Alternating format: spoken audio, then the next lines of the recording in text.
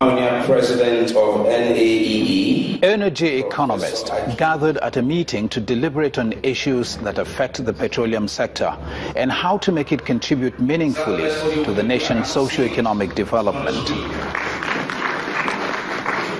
One after the other, experts at the gathering speak on what must be done to revive activities in the petroleum sector. The new attempt to fund JV cash call should be reviewed periodically within the context of the overall goal.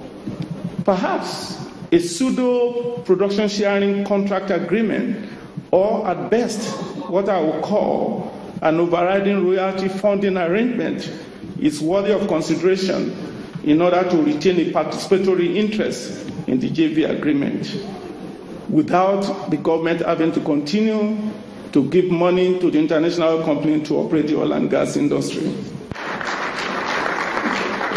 The federal government, on its part, promised to make the sector work for the nation's economy. Some of its plan is to sustain its peace rebuilding efforts in the south-south region of the country.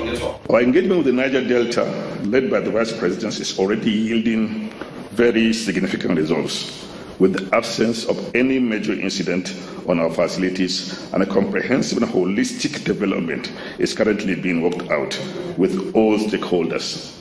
Government at all levels, including the Ministry of Petroleum Resources, the Ministry of Environment, the Ministry of Niger Delta, the NDDC, the Amnesty Office, and the various state governments. The last few months have seen significant increase in oil production.